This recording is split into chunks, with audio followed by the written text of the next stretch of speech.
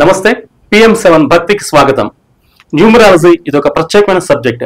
అందరికీ అంటే ఆస్ట్రాలజీ కంటే న్యూమరాలజీ బాగా కనెక్ట్ అయ్యిందనే ఒక నమ్మకం ఉంది. మీ లక్కీ నెంబర్ 3 ఇలా చెప్పడం చాలా ఈజీ అనమాట. అందువల్లే చాలా ఎక్కువ మంది న్యూమరాలజీ కనెక్ట్ అవుతారు.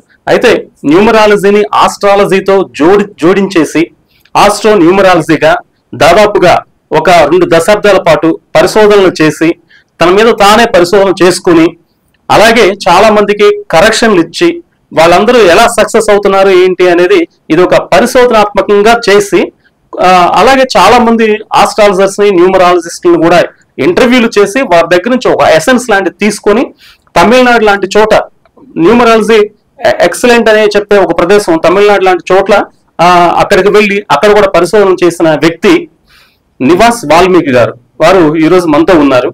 వారితో మాట్లాడి బేసిక్ గా అసలు న్యూమరాలజీ నిజమా కాదా, ఆస్ట్రాలజీకి న్యూమరాలజీకి తేడా ఏంటి, అలాగే న్యూమరాలజీలో మనం అనుకుంటున్నవి ఒక సామాన్యుడిని ఒక నేమ్ కరెక్షన్ తీసుకుంటే సామాన్యుడు నిజంగా అసామాన్యుడిగా లేదా ధనవంతుడిగా లేక మంచి ఉద్యోగంతో మంచి కెరీర్ తోటి మంచి గ్రోత్ తోటి ఎదిగే మనిషిలాగా ఉంటారా, ఇవన్నీ అసలు ఎంత నిజమేనా, దీంట్లో ఉన్న వాస్తవాలు ఏంటి, లక్కీ నెంబర్లు ఏంటి, డెస్టినీ ఏంటి, ఈ కంపాటిబిలిటీలు ఏంటి, ఇవన్నీ మనం ఇప్పుడు తెలుసుకుందాం. వారితో ఇప్పుడు మనం మాట్లాడదాం. నమస్కారం అండి. నమస్కారం అండి. నివాస్ వాల్మీకి గారు, మీ పేరు చాలా ఎక్సలెంట్ గా ఉంది. Valmiki is a scholar. రామాయణాన్ని భారత జాతికి అందించిన గొప్ప ఋషి ఆయన. తర్వాత ఇప్పుడు ఆస్ట్రాలజీకి న్యూమరాలజీకి ఉన్న తేడా ఏంటి అసలు? వాస్తవంగా ఇది ప్రశ్న కాదు. ఎందుకంటే ఇది చాలా మంది తెలియక మాట్లాడుకుంటున్నటువంటి ఒక విధానం. ఈ ప్రపంచం మొత్తంలో ఉన్నది ఒకటే శాస్త్రం, అది ఆస్ట్రాలజీ. దీనిలో ఎలాంటి సందేహం లేదు. ఆస్ట్రాలజీ అయితే ఈ ఆస్ట్రాలజీ తరువాత దీనికి సబ్ బ్రాంచెస్ గా దాదాపు 1000కి పైగా వచ్చాయి. అయితే తెలియని వాళ్ళు వాటిని శాస్త్రాలు అనుకుంటారు. ఉదాహరణకి సిగ్నేచరాలజీ, పుట్టుమచ్చల శాస్త్రం, హస్త సాముద్రికం, ఇలా నంబర్ ఆఫ్ వచ్చాయన్నమాట. అయితే ఇవన్నీ ఏం చేశారంటే కొందరు మహాత్ములు ఒక్కొక్క వివరాన్ని ఒక శాస్త్రంగా పరిగణిస్తూ కొంతకాలం అమలు చేశారు. తర్వాత అది 100% ఎక్యురేట్ గా లేదని చెప్పి అవి అలాగే సమసిపోయాయన్నమాట. అయితే ఆ తర్వాత వచ్చినటువంటి ఇప్పుడు మా స్థాయిలో ఉన్న చాలా మంది ఈ విషయం తెలియక నేను సిగ్నేచరాలజీ ప్రకారం చెప్తాను, నేను సిగ్నేచరాలజీ ప్రకారం చూస్తాను, నేను పుట్టుమచ్చల ప్రకారం చూస్తాను, నేను హస్త సాముద్రికం ప్రకారం చూస్తాను, ఇలా చాలా మంది మాట్లాడుతూ ఉంటారు. కానీ ఇవన్నీ కూడా శాస్త్రాలు కాదు, ఓన్లీ చాప్టర్స్. ఆస్ట్రాలజీలో ఉన్నటువంటి చాప్టర్స్. కాబట్టి ఆస్ట్రాలజీ అనేది ఎవర్ గ్రీన్ శాస్త్రం ఎప్పటికీ కూడా.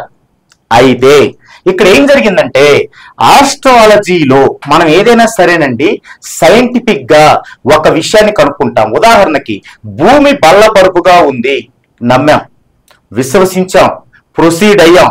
కొంతకాలానికి కాదు, తప్పు, ఓకే తప్పు, మళ్ళా ఒప్పుకున్నాం. భూమి గుండ్రంగా ఉంది. ఎప్పటికైనా సరే పరిశోధించే విషయాలన్నీ ఇలాగే ఉంటాయి. కాబట్టి ఫస్ట్ సిగ్నేచరాలజీ బెస్ట్ అనుకుని బయలుదేరారు, కాదు. కాబట్టి దాన్ని అంటే పూర్తిగా తప్పు కాదు, అంటే దానిలో ఎంతవరకు ఉపయోగపడుతుందో అంతవరకు ఉపయోగించుకోవాలి. అట్లాగే ఆస్ట్రాలజీ బెస్టే అయినప్పటికీ దీనిలో లోపాలు ఉండటాన్ని తర్వాత తరంలో గమనించారు. ఏమిటా లోపాలు అంటే అసలు ఆస్ట్రాలజీ మొత్తం కూడా విభజన జరిగింది ఎక్కడంటే వింశోత్తరి దశాక్రమం ద్వారా.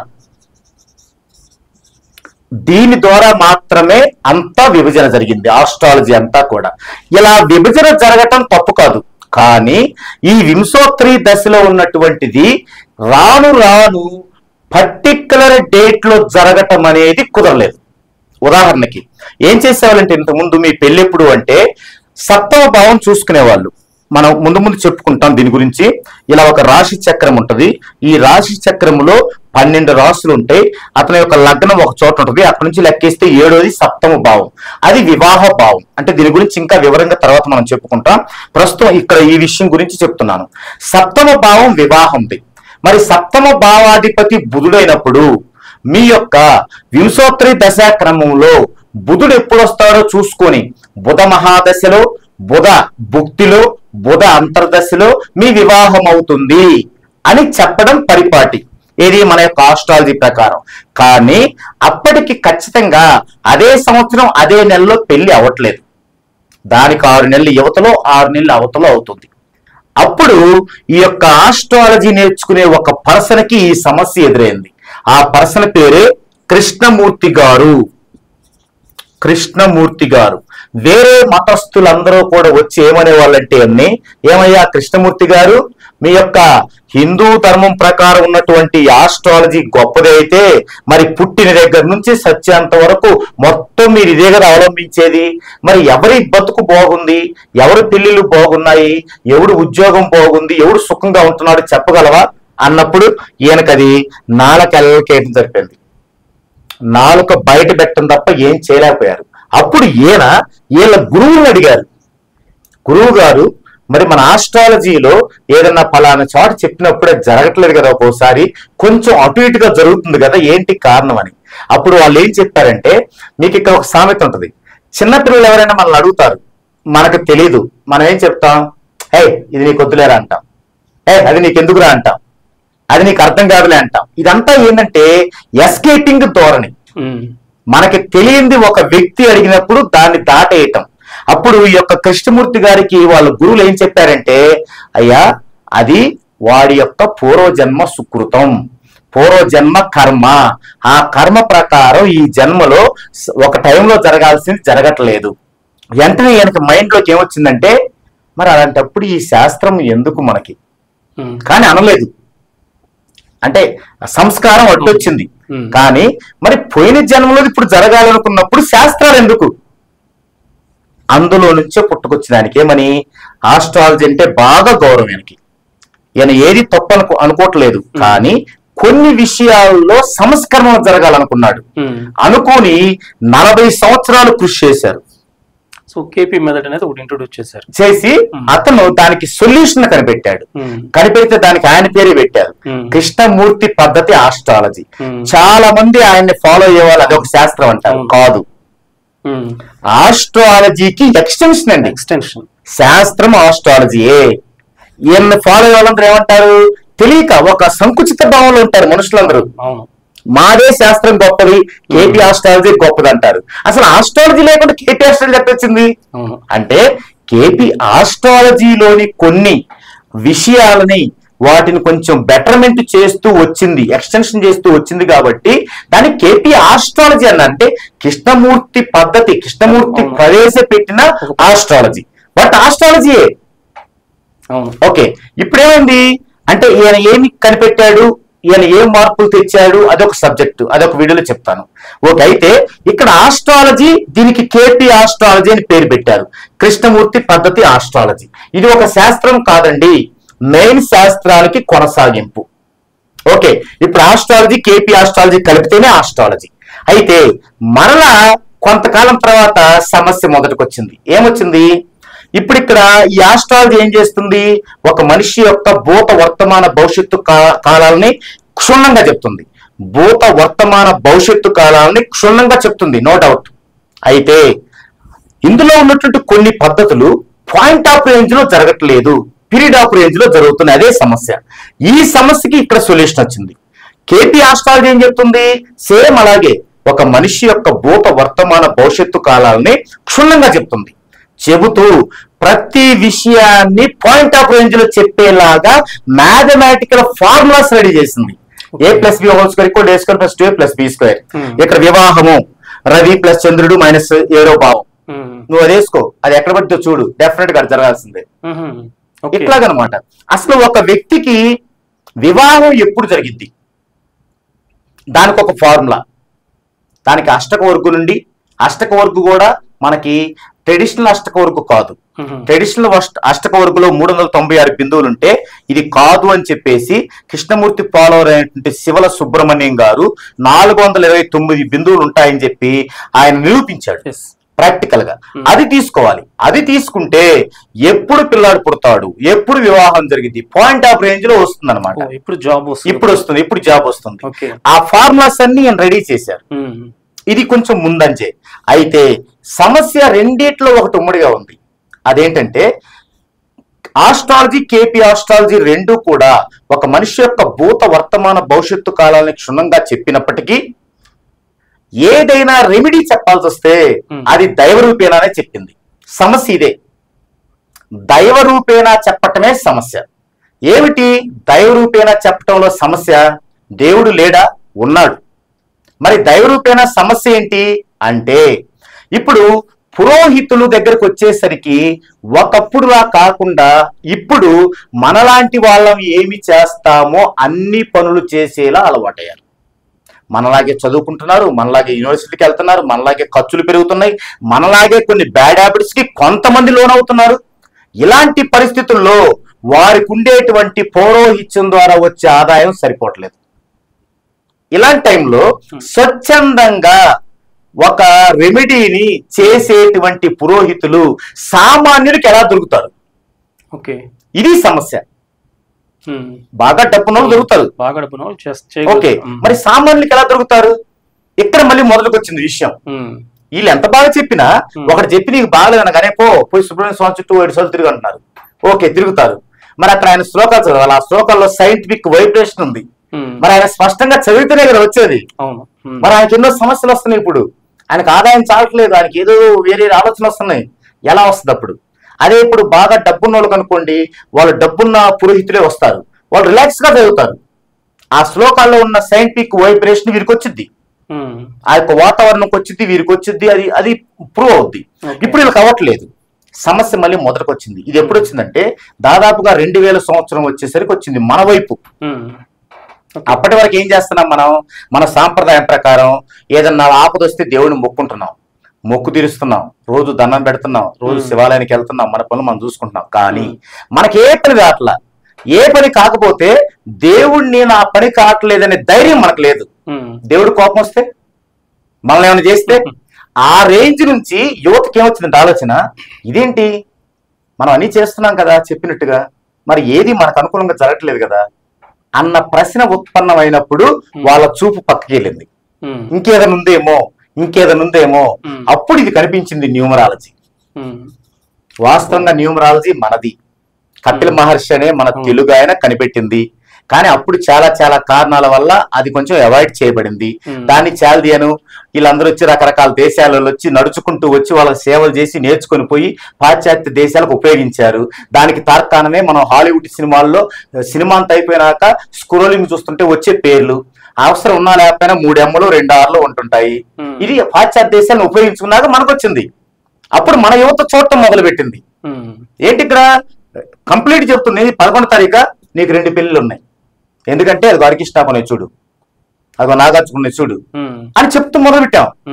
ఎస్ ఇంతే కదా, నిజమే కదా అనే పరిస్థితికి వచ్చాం అనమాట. నీకేంది 16 7వ సంఖ్య చూడు, రామ్ గోపాల్ రోజు తయారవుతావు. లేకపోతే అనుష్క చూడు పెళ్లి అవసరం ఉంటావు, జేడి చక్రవర్తి చూడు 42 ఏళ్ళకు పెళ్లి చేసుకున్నాడు, ఇలా ఉంటారు వాళ్ళు.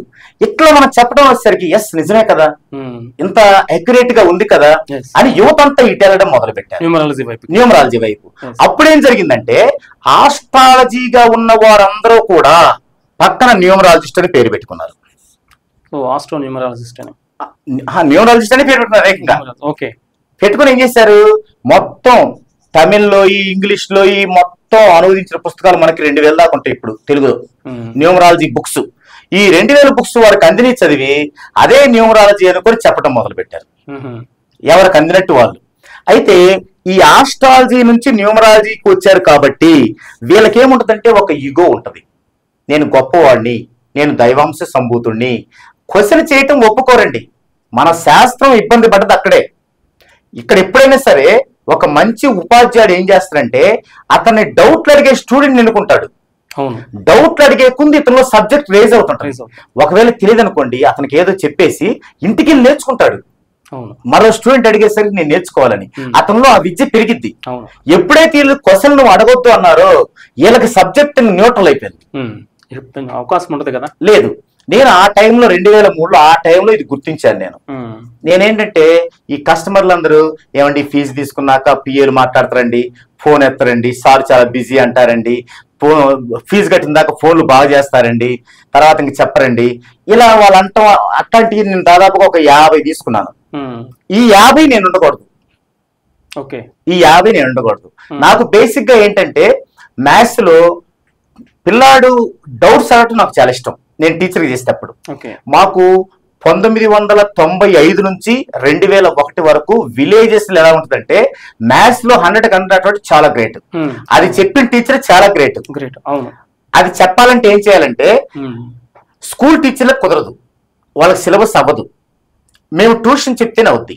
ట్యూషన్ టీచర్లు కూడా ఎట్లా అవుద్ది, రేఖా గణితం అనే ఒక సిద్ధాంతాల చాప్టర్ ఉంటది, దానిలో అడిగే బిట్లు మూలలు అడుగుతాడు, అక్కడన్నా పోయిద్ది ఒక బిట్టు, లేదా ట్రిగ్నోమెట్రీ లో పోయిద్ది. ఇలాంటి పరిస్థితుల్లో మేమేం చేసేవాళ్ళం అంటే అప్పట్లో ఏపీఆర్ చేసి పాలిటెక్నిక్ అని బుక్స్ వచ్చాయన్నమాట, కోచింగ్ బుక్స్. అవి వాళ్ళు మూల వెతికి పెడతారు. మేము వీళ్ళకి అవి కూడా ప్రిపేర్ చేసేవాళ్ళం సండేలో. అప్పుడు 100కి 100 ఇచ్చేవాళ్ళం. అంటే ఈ ఛాలెంజింగ్ వాళ్ళు అడగటం ద్వారా వచ్చింది. నాకు అదే అలవాటుతో నేను క్వశ్చన్ చేయమంటాను. పైగా నా కస్టమర్లని దాదాపు ఇప్పుడు 12,000 పైగా నా కస్టమర్లని ఒక్కసారి కనుక వాళ్ళు నా కస్టమర్ అయితే వాళ్ళు నా ఫ్యామిలీ ఫ్రెండ్. గురువు గారు అంటారు కొంతమంది, అనొద్దు. నేను డబ్బులు తీసుకుంటాను, ఫీజు తీసుకుంటాను. గురువులు ఫీజు తీసుకోరు. నేను గురువుని అవను. నేను మీ దగ్గర ఫీజు తీసుకొని చెప్తున్నాను. మీరందరూ ఎంబీబీఎస్ చేశారు, తర్వాత ఇంజనీరింగ్ చేశారు, నేను డిగ్రీ చేశాను. నా యొక్క జీవనోపాధి. మీరు నాకు డబ్బులు ఇస్తున్నారు, సారా అంటే చాలు, సారా అండి మీకు ఏం కావాలో అడగండి. అట్లా వాళ్ళు ఎప్పుడు ఫోన్ చేసినా ఎప్పుడేం చేయొచ్చు అనమాట. అలా చేస్తుంటాను. ఓకే, ఇది ఈ విధంగా ఆస్ట్రాలజీ, కేపీ ఆస్ట్రాలజీ, న్యూమరాలజీ అంటే ఈ రెండిట్లో లేనటువంటి విషయాన్ని అంటే రెమెడీ అనే విషయాన్ని న్యూమరాలజీ ఏం చేసిందంటే ఇది కూడా ఆస్ట్రాలజీ, కేపీ ఆస్ట్రాలజీ లాగానే అన్ని భూత వర్తమాన భవిష్యత్తు కాలాలు చాలా క్షుణ్ణంగా చెప్తుంది ఇది కూడా. కానీ రెమెడీ వచ్చేసరికి నువ్వే చేయాలి. రెమెడీ నువ్వే చేయాలి. ఆ చేసేది కూడా నీ యొక్క జన్మ వైబ్రేషన్ ప్రకారం ఉండాలి. ఇదిగో ఈ సిస్టమ్ లో ఉండాలి. ఆ సిస్టమ్ ఏంటి, మహర్షులు తపస్సు చేసిన విధానం, నాయనమ్మలు రామకోటి రాసిన విధానం, అందులో ఉన్న సైన్సే ఇందులో ఉంది రాయటంలో, అందుకని మీరే రాయాలి అలా అని చెప్పి ఇది వచ్చేసింది అనమాట. అందుకు ఇప్పుడు ఆస్ట్రాలజీకి extension KP astrology, astrology KP astrology extension numerology. So astrology, KP astrology, numerology కలిపితే న్యూమరాలజీ. అంటే ఒక న్యూమరాలజిస్ట్ ఎవరండి, అతను ఒక ఆస్ట్రాలజర్ అయి ఉండాలి, కేపీ ఆస్ట్రాలజర్ అయి ఉండాలి, న్యూమరాలజిస్ట్ అయి ఉండాలి. అతనే న్యూమరాలజిస్ట్ లేదా ఆస్ట్రో న్యూమరాలజిస్ట్. అతని వలన మాత్రమే మనం పరిపూర్ణమైన సబ్జెక్ట్ ని తీసుకొని ఇప్పుడు ఏదైతే సార్ అడిగారో దానికి అనుగుణంగా మనకి ఫ్రూట్ఫుల్ లైఫ్ ఉండాలి అంటే మాత్రం అలాంటి నిష్ణాతులైన ద్వారానే చేయాలి. అలాంటి నిష్ణాతులైన వ్యక్తుల ద్వారానే చేయించుకోవాలి. ఆ సిస్టమ్ ప్రకారమే దాన్ని ఫాలో అవ్వాలి. కాబట్టి ఆస్ట్రాలజీ, న్యూమరాలజీ వేరు వేరు కాదు. ఆస్ట్రాలజీ, కేపీ ఆస్ట్రాలజీ, న్యూమరాలజీ మొత్తము కలిపి ఆస్ట్రో న్యూమరాలజీ. వాళ్ళు సార్ బాగా చెప్పారు. అది సో ఆస్ట్రో న్యూమరాలజీ అంటే తెలిసింది కదండి మనకి. అందుట్లో ఈ న్యూమరాలజీ ఒక పెద్ద సబ్జెక్టు, ఇంక్లూడింగ్ అంటే astrology, KP method astrology, numerology కలిపి ర్యాండమ్గా నివాస్ వాల్మీకి గారు మనకు అందిస్తున్నారు. సో రెండవ వీడియోలో మరికొన్ని విషయాలు చూద్దాం. ధన్యవాదాలు.